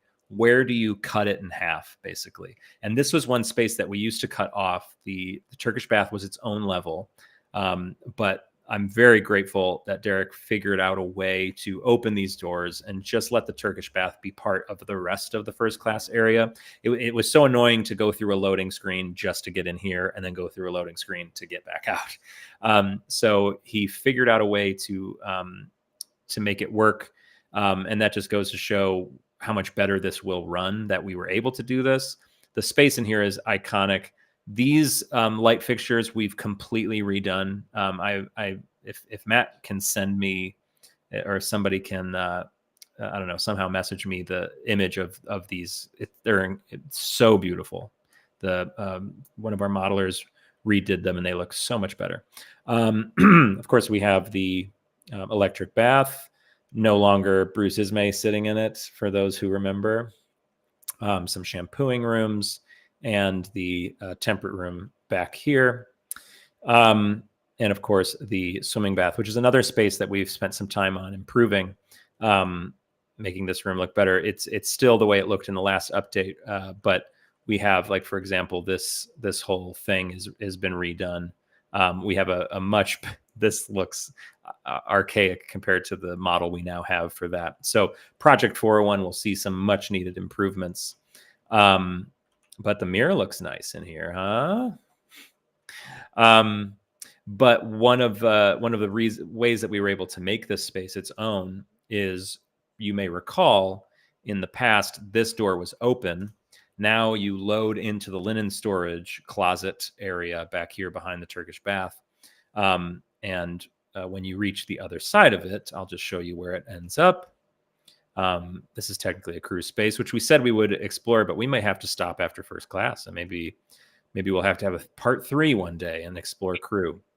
This always happens. I always think this is just going to take 1 or 2 streams, but here we are on Scotland Road, so it's all one level here. But I do think, though, did we not see all of first class at this point? We did the boat deck. We went through all of A deck, B deck, C deck, D deck, what little E deck there is, which lets out here. And then we went down to the Turkish bath. We did the squash court. Gymnasium. Let's finish at the gymnasium, and then we'll have to do crew another time, maybe with Mike, maybe with another guest, because I would like to do some questions at the end. And we're 2 minutes away from when we said that we would wrap up. So this kind of works out well. Yeah, so we're going to head back through. Where am I? Oh my gosh, I'm lost. My screen's a little darker than the stream is. I should just look at the stream. So we're going the back gymnasium and the pool are like some of the most interesting parts of this ship, because absolutely. And you just did a video on the baths. Or you released a stream about it that we were doing. That's right. One other thing I'd love for you to talk about, that we absolutely must talk about as I adventure back up the staircase. You are going to be releasing. You're working on a project called Grand Voyage, and it lives in the same family as what we are working on here with Project 401 and Titanic: Honor and Glory. I would like for you, as I slowly go up these stairs, to talk about Grand Voyage, what it is that the project, what is the goal of the project. There's always a lot of comparisons between our projects. Like, wow, Grand Voyage has done this, Titanic: Honor and Glory has done this. People like to compare the projects, and we absolutely must warn people from doing that, because we're very, very different projects with very different goals. So let the world know what Grand Voyage is, in case the 891 people, the exact number of crew members aboard Titanic, is watching right now. And yeah, so talk about Grand Voyage and like what the goals are, and how excited we are all for it. I mean, look, who among us that are Oceanliner nerds, and even people kind of obsessed with the era of the great Oceanliners, hasn't wanted to explore the spaces they went to, the docks, the ships themselves, and get a sense of what it must have been like to be on an ocean liner. That's what Grand Voyage is about. So whereas Titanic: Honor and Glory is a very detailed love letter to Titanic, the demo 401, as you see, is like a perfect recreation of like 50% of the ship. The Grand Voyage idea is actually to give you more of a sense of the atmosphere of some of the great liners of all different eras. So what we're doing at the moment is we're working on a series of ships that you'll be able to explore that don't include Titanic, that we kind of depict them in different environments that they would have gone to, like dry docks, like for example the Empress of Ireland that we're modeling at the moment and making for the game. You'll be able to actually take a voyage on and journey from Liverpool, which we've recreated in about 1910, 1911-ish, across the Atlantic Ocean to Quebec and into the New World. And then we're filling the ship and filling the docks and filling the different environments with recreations of real historical props and items and documents that the player will be able to pick up and learn about the time and life of these ships. And then by contrast, for the Empress of Ireland from about 1910, we'll have the Greek British Oceanliner Laconia, which became a cruise ship in the 60s that tragically caught fire and sank and has been forgotten to history. And that's a whole other era in space and time. And we've got this great 60s soundtrack that we've commissioned that's really like the supermarket commercial from the 60s with the strings. And so we want to give the player, we want to give you the opportunity to go back in time and really experience the character of these environments, the character of these ships, and kind of recreate their spirit. So we won't have as many detailed interiors as Titanic Honor and Glory, nowhere as many, but we'll have, for the Empress of Ireland, we've got some of the big first class spaces that you'll be able to explore, and we'll show some of those interiors soon. We've actually got a reveal plan, which is quite exciting. But yeah, the difference between the projects, we actually don't share team members. They're very different development teams, but because we work so closely on all of our different projects, naturally we swap stories, we swap advice, and so it's a very good collaborative environment. But they're not really affiliated as far as like, I'm not borrowing team members from you guys, you're not using models from me, that kind of thing. So yeah, very, very different goal. But yeah, we're really excited. Grand Voyage, we're aiming to get out this year, and you'll be able to kind of go back in time to the 1910s, the 1920s, and the 1960s on release. Absolutely. And we are very excited about it. And we don't, the only person we share is Jack, but Jack doesn't work on either project as like actually making the project. He works on the animations, which is great. So we both share Jack, and he makes wonderful animations for both of us. And for that reason, we should rename YouTube after him, I think. Yes. So and we do hope to work together more and more and share things more as things progress. People always ask if, will you be able to do this? Will you be able to do this? And there's so many questions and so many things that we'd love to do with our projects, and things that we can do together. But it's one of those things where it's like, let's get Project 401 finished. Let's get Titanic Honor and Glory to a point where people are playing it as we're building it.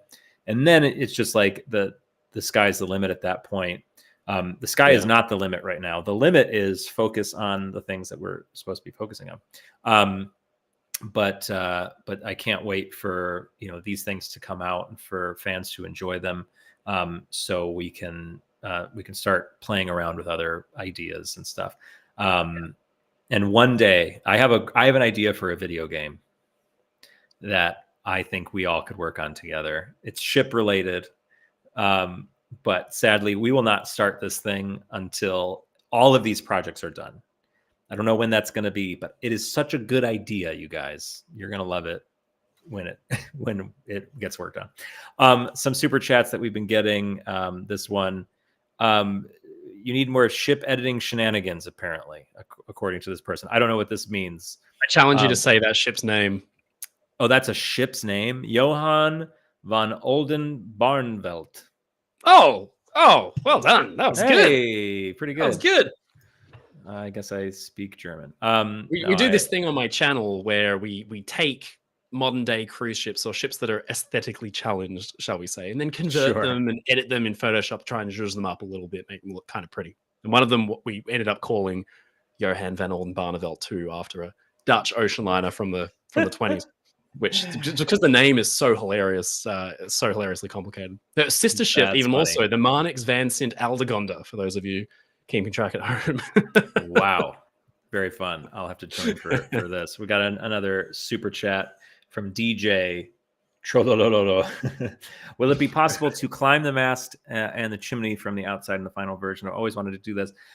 That would be something for Titanic: Honor and Glory. The idea of that would be, if there's somewhere you could go, you should be able to go there. We don't have that same freedom with Project 401 for the sake of not losing our minds, and for this to not take forever, because it is such to allow people their very niche desires, which that one's not too niche. Like, everybody wants to climb the mast and, go up the funnel or whatever, and the fourth funnel especially. But people ask, like, oh, it'd be really cool is if we could swing the lifeboats from their inboard position to their like halfway outboard, which they're in a lot of photos. And we've had a discussion recently on Reddit about whether or not our lifeboats should be swung out. Sure, we'd love to let you do that, but that's like a very specific thing that will take a long time to figure out. So yes, with Project 401, I'll say probably not climb the mast or the funnels, but Honor and Glory, the world is, or the sky's the limit there. Got a cool super chat from someone we always get a super chat from, Ray Purchase. Ray is always here. He's usually the first person to super chat. He says, looking forward to seeing you guys in a few days. Ray, will you be in, are you going to be in Orlando? Is that what you're saying? Let us know. Don't super chat. Let us know. Just say it in the comments. You're too generous.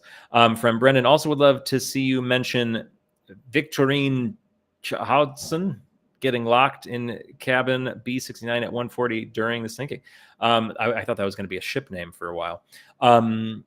Yeah, there's a lot of stories. I'll tell you. And someone else asked, I put the super chat up from someone asking if we were going to mention Rhoda Abbott, who survived in lifeboat collapsible A, the only woman to survive in collapsible lifeboat A, the only woman to survive in not one of the launched lifeboats. That's an unbelievable honor. I mean, not an honor. I mean, it was a terrible thing. Absolutely, she lost her children. Terrible, terrible thing. But what a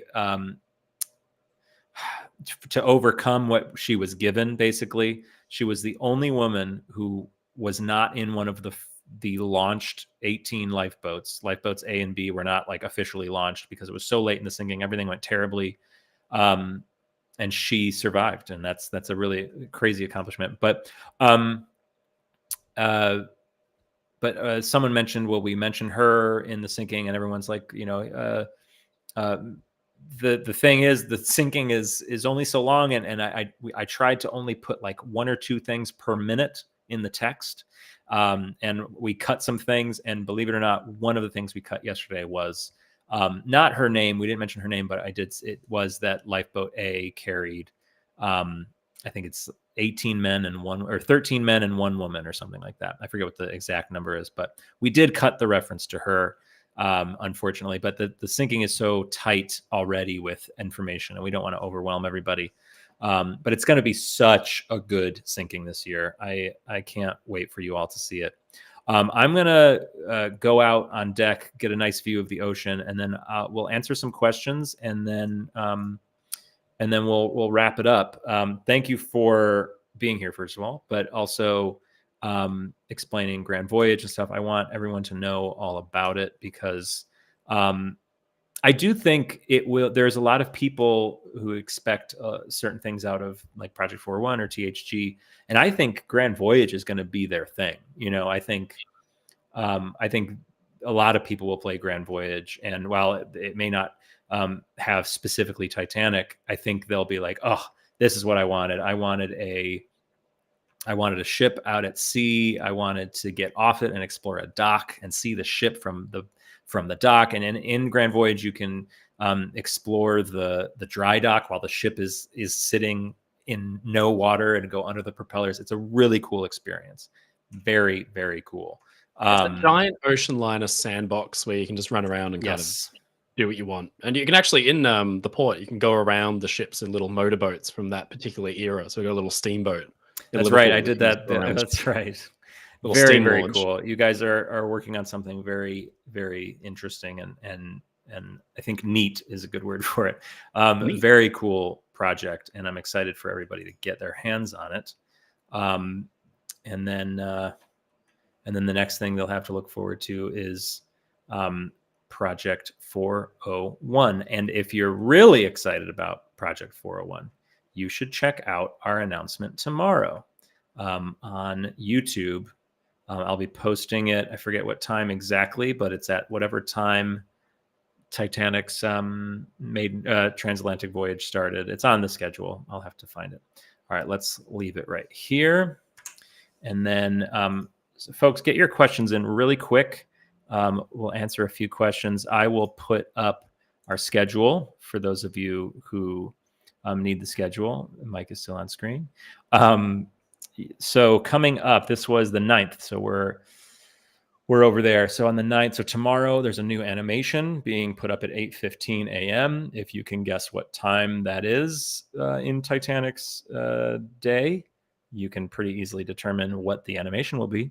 And then a new collaboration announcement. This is the announcement I've been talking about. Very excited about that. Then we have an animation on the 11th. Again, just look at the time and decipher for yourself what that event is. And then the demo comes out. But again, if you are a patron, and I'll put the Patreon QR code back up on screen. If you are a patron and you are a deckhand or later or more, deckhand, quartermaster, we have a whole bunch of tiers all the way up to officer, you can explore this demo right now. Tomorrow, I suppose we would I think we agreed that since tomorrow is the day before the demo's released, all other patrons will get the demo tomorrow. And then the following day, it will be released for all. And it is free, this whole experience. And that's something that is worth mentioning and reminding people of. This entire demo that you just saw us walk around, we only walked around the first class, which I'd say makes up about half of the demo, probably 25% of Titanic that we just explored. It's all free. It is all free. A big reason we wanted to release this for free was, as people may recall, this project began on fundraisers like Indiegogo, stuff like that. And many of you donated, $50 or $20 or $60 or whatever to the project 10, 12 years ago, to a different team, by the way. Like we're a completely different group of people. I mean, there's a lot of overlap, but I wasn't on the team back then. Derek wasn't, or he was on the team. He left, he came back. Jack was 9 years old. So it's like, it's a very different group with a different vision, but we were like, you know what, that money was raised and this was the result. So let's just release it for free. So it's been available for free for the last year or so. And we just improved it one more time. And then now we will save it for Project 401, which honestly is more funded by Patreon at this point, because we've had a Patreon for years and those fundraisers were like so long ago. So yes, so this demo is just sort of the biggest thank you to the community for their support over the years, especially back then. While people are sending in their questions, just going to show off some images here. In fact, let me turn this off. Oh, made you too big. Let's do this. There we go. Brady. Showing off some images from the real-time syncing video that we will be debuting on April 14th. Starting at around 10:30 p.m. Eastern time. The iceberg collision will be at about 10:38 p.m. If you don't know why, that's just the time that it has to be. I can explain that if people have a question about that. But 10:38 p.m. is the time for us when the iceberg collision will take place. So the stream will start a couple minutes, or the animation will start a few minutes earlier. Our live event in Orlando starts at 10:30, but our anniversary live stream begins all the way at 9 p.m. Eastern time. So join us at 9 p.m. and stick with us through the night. It's going to be so much fun. As you can see from these visuals, it's just spectacular. This one in particular is just nuts. It looks like a Ken Marshall painting. Yeah, it does. And I know Jack takes a lot of inspiration from Ken's work, because we all love Ken's work. and to see that is pretty great. So yes, we have, of course, our stream on the 14th and the 15th. You have a video coming out on the 14th as well. We have a new animation coming out on the 15th. Oh, the 15th animation is the syncing itself, so we will release the syncing as we usually do. And then we're also in Orlando all week doing live lectures for people at the RMS Titanic speaker series, which we're very, very stoked about. Matt and I will be there in person. I don't know, did Ray, I didn't get to, I didn't pay attention to the chat. I don't know if Ray confirmed if he will be there or not, but regardless, everybody who's coming to see the lectures in Orlando, we're very excited for you to be there. We're excited for anybody who got tickets to the sold out event. We got some super chats, and then I think I'll show these super chats, and then we'll probably wrap up because there it is, Ray. Yes, for the talk, not for the anniversary, unfortunately. That is okay, Ray. It's going to go all the way till 1:30 in the morning. It's going to be nuts. It's going to be a little sleepover. We got a super chat from Lamust. I'm going to pretend that's how that's pronounced. A super chat from U20. Wonder if Oceanliner Designs will do a video about the Wilhelm Gustloff or the Hindenburg. Yes, and yes. Yeah, we're actually already working on Wilhelm Gustloff. So after Titanic month, you can expect some Wilhelm Gustloff content. Yeah, Titanic month kind of takes up everyone's time. Yeah. We got so Lamust sent another one, making all passengers NPCs and making them trained GDP with natural dialogue. This is freaking doable. NPCs not quite our focus, not our strength. You do have a couple human models in Grand Voyage. Is that not correct? Yeah, we're doing our ships from different eras will have people in the era correct clothing. So for Empress of Ireland, we'll have crew, first and third class passengers, and the R101 will have various airship crew, passengers, and officers and things. And you'll be able to interact with them, but they will have voice lines, and they'll kind of like live in the space, which will kind of bring it to life a bit more. Yeah. That's great. Yeah, that's something that I know people ask us for, just to have people to bring it to life, which is a great idea. And we're very happy Grand Voyage is doing that. We have our limitations with our project, and our focus being bringing the most detail possible to the ship. Makes NPCs for Project 401 just like that is not what we're going to do, unfortunately. But and I can go into detail about it on another occasion. And we've talked about it at length, why we're not doing it the baked lighting. It's not dynamic. You guys have dynamic lighting. You guys have weather. Like we would love to have weather. We would love to have these sorts of features, but the insane quality, the insane detail, the attention to detail that we are trying to achieve here would suffer by doing those extra things. And then we would have to like rebuild all this, and it would just be such a shame to do that.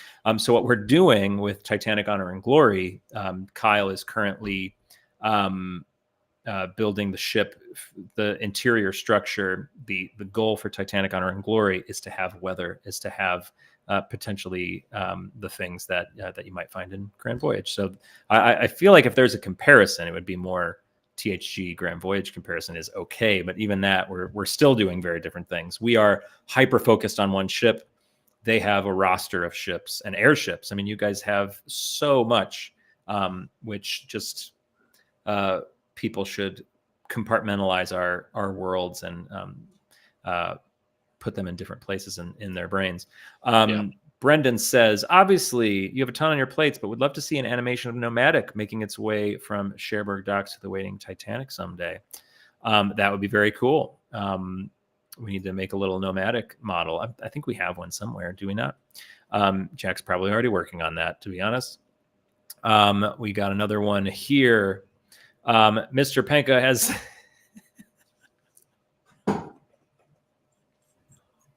Sorry, folks. This is a deep joke here. Buffalo Archives Now is a friend of mine from college, and we did Titanic the musical together. And because it wasn't his name, I didn't really recognize the channel, so I just put it on screen. This is one of the lines from Titanic is Bruce Ismay proudly looking at Titanic in Southampton and says to Thomas Andrews, who I played, Ismay says, "Mr. Andrews has the line, ever had a faster ship for the mail. Not as fast as this, Mr. Ismay." And it's just the whole thing. So Patrick got me big time with that. Very, very well done. Love that. Thomas Andrews in the musical, like, Bruce, what is your problem? Don't you remember that Lusitania is faster? Yeah, there you go. We need a proper, we need a historical version of the musical that is so boring, because that's what it would be. It'd be so boring. Titanic's hull block coefficient, just like really boring, dry technical details. Exactly, yeah. JC for $10 says the only physics in the demo is the punching bag, and we have more physics interaction in the demo. Get on the rowing machines, etc. There's a lot of little things that we talk about doing, and there are potential for things like simple things like that punching bag, for example. Very simple thing that we can do. We have a little list of things like, oh, it'd be fun if you could do this, and it'd be fun if you could do that. If you were to look in our brains and see the list of things that we're doing, the category of it would be fun to do this is at the bottom. And well, hey, if we can get to those sorts of things, how cool would that be to give you more opportunities in the gymnasium, ring the crow's nest bell, stuff like that. Not for this demo, certainly, because it's already out. All right. Did I catch up to everybody? I think I did. Okay. We're good. We've explored First Class. We talked about Grand Voyage. We talked about Oceanliner designs. Let me put up the QR code for Oceanliner designs one more time. This is the YouTube for Mike. If you enjoyed this, if you enjoyed seeing Titanic in all her glory, definitely follow us, join us, do all the things with us. This is a great time to be a fan of THG because it's April, and it's also never been a better time to be a fan of THG in general. We have spent the last this team that we currently have have spent the last 3 years working extremely hard on Titanic: Honor and Glory. Of course, it was in development for years prior, but we have taken what at the time was not too much. And we've released some incredible stuff, and we're working on so much more. This month alone is going to kill me slowly because of just how intense we're releasing things day after day after day. There are days where I regret making such a intense schedule for myself, but it's okay. We will get through it, and we will sleep when it is May. So that's it for me. Mike, do you have anything else you'd like to say? Things we kind of talked about what's coming up. Anything else you want to talk about? No, great stream. Yeah, thanks so much for having me along. Obviously a really exciting time. There's so many things happening, and a month to remember is such a great name for it because there's just a shocking amount of content. I'll give you one guess who came up with that. Yeah, Jack. It wasn't me. Jack, it was not me. Yeah, it's he's got a flair for the drama. We've been working on this this real-time syncing, and one of the things is he made the animation and I wrote the text, and that we have to marry them a little bit, and it's not always easy. Sometimes we've cut some text because at that moment, here's this survivor testimony of somebody on deck explaining what it was like to look at the stars, but during that point he already has the animation like deep in the ship showing something really important. So I rewrote the text to talk about what is being shown. So we've been working together this week. I'm trying to make it work. And, one of the things is just, I wrote this text out, and I'll try to explain that, show these first two lines, fade that away. And then a couple seconds later, show this really dramatic last line. But he's already way ahead of me. He's like, "Oh, I get it." Like he gets the drama of it all, which is very fun. And we've got something else to look out for. Oh, go ahead.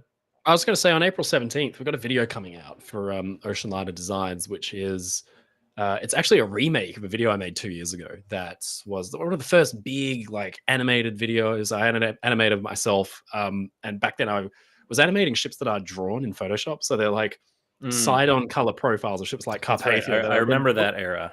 Yeah, I'd put them in Unreal Engine and then kind of animate them perfectly from the side, which was Right. kind of like artistically a bit of fun, but very unconvincing. And Yeah. one of those videos, which I absolutely loved, was it's called Carpathia's Mad Dash, because the story of Carpathia actually turning around and going to get to Titanic's position is absolutely bonkers. It's the most insane like drama, and so not much of the story is from Titanic's perspective. It's all from Carpathia. Unfortunately, we know a lot of what was going on board because of memoirs of people like James Bissett, who eventually became a Cunard Commodore. And so we're recreating that video that's now 2 years old, and Jack watched it ages ago, 2 years ago, before he was working with THG, back when he was a just a viewer of the channel, and now he's going to be animating the remake of the video.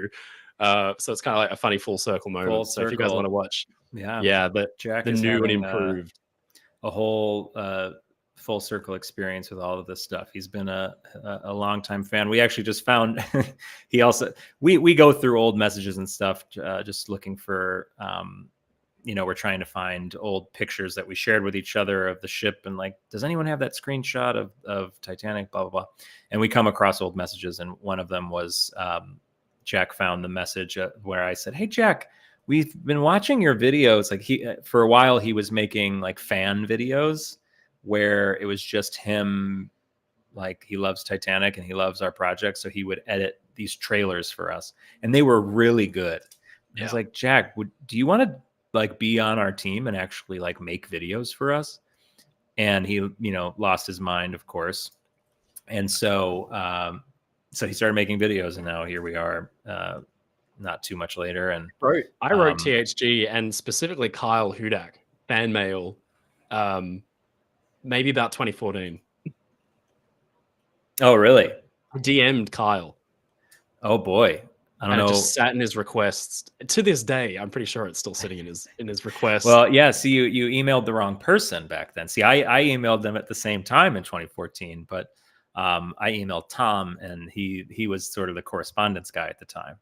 I wanted to go straight to the source. I wanted the 3D modeler, the guy who knew the ship. That's true. Kyle was Mr. Exterior. I love the exterior as well. So I was like, kindred spirit. Left me hanging. Kyle, man. Come on, Kyle. Imagine how many other amazing emails from amazing people are just lost to time. This was not an amazing email. It was like, Kyle, I love your work. Wow, be my friend. This was long before Oceanliner Designs. I was just second year college, dweeby. I wasn't really doing anything impressive. Yeah.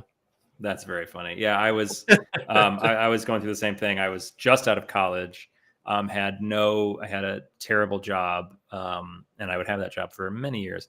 And I heard about THG, and like the next day I was like, what's their email? I need to reach out. And I'm very glad that I did. Obviously, I mean, it's I was a part of the team for a while, and actually the first time I ever corresponded with Kyle Hudak was 2021. So for 7 years or however long that is, I'm bad at math. Kyle and I never talked to each other one time. But in 2021, when we decided to redirect the company to sort of turn the ship in a different direction, as we often would say, that was the first time we ever actually interacted. And now here we are, three years later, and very grateful for all of our fans for sticking around and believing in us and all that. Check one last time for some super chats, and then we'll get out of here. Great view from here. This is a beautiful shot. Yeah. I just thought I'd jump up here. You were in the middle of a good story. Mike, do you plan on visiting Belfast while you're in the UK? Sadly not. No, I have to go back to Australia soon. I will be back, and I may go to Belfast in June. Obviously, there's so much cool stuff to see in Belfast. Nomadic is there. The Harland and Wolff old shipyard, the current shipyard is so interesting to see. Yeah, HMS Caroline gets forgotten a lot. She's the only surviving warship from the Battle of Jutland, and she's in quite good nick, so well worth a visit. So yeah, I'm really excited to go back. And I might even pop up like a thing and say, hey, if you want to come to Belfast, I'll be here on this day. This trip was the first time I've ever put up a thing on the channel and said I was going to a thing, and then met fans of Yeah, the I think channel. that's for me in this Orlando. I think it's the first time I've been like, all right, I'm going to be at this thing. Come Yep. say hello. Come meet us. And Yeah, that's real nice. that'll be fun. Come up and say hi. So yeah, no, I'll hopefully in June. TB Bunny says, probably won't be in the animation, but I'd like to see an underwater shot of Titanic's stern plunging into the depths after going under. It won't be in this animation, but doing some more work with the ship planing away and being on the bottom of the ocean is something we talk about, because now we work with RMS Titanic Incorporated very, very closely. And we'd love to be able to animate stuff for them more than just Titanic while she's sailing or sinking.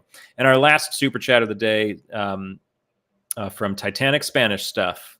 Hi, just wanted to stop by and congratulate James and Mike on their work on both projects. You guys are amazing. Greetings from Madrid, Spain. Hi there, Titanic Spanish Stuff. Thank you so much for the kind words. Okay, and there's one last one, and it's just a good one. From Crystalline. It may sound bold, but the 401 project makes the sun shine brighter in my life. The sun of the spring of 1912. What a great way to go out. Thank you so much for that thing. All right. And then my camera turned off. Perfect timing. It's 3:00. We've been talking for 2 hours. Mike, thank you for joining us. Thank you to everybody for joining us, for all the super chats. Very kind. It looks like at least 64 people have scanned your YouTube code that I put up on the screen. So that's a couple more subscribers for you. Of course, if you want to support our work here on Titanic Project 401, of course, you can become a patron for our entire company. And you really do support the entire Titanic Honor and Glory sort of family of projects. And again, keep an eye on our YouTube tomorrow. We will be posting a pretty significant announcement about something that we've been working on for almost 2 years now and haven't told a soul about, because we don't like to announce things before they are definitely happening. But yes, thanks again, Mike. Thanks everybody. We will see you all in Orlando, and join us for our real-time live event broadcast on YouTube starting at 9 p.m. Eastern time. Take care, everybody. Good night. Bye-bye.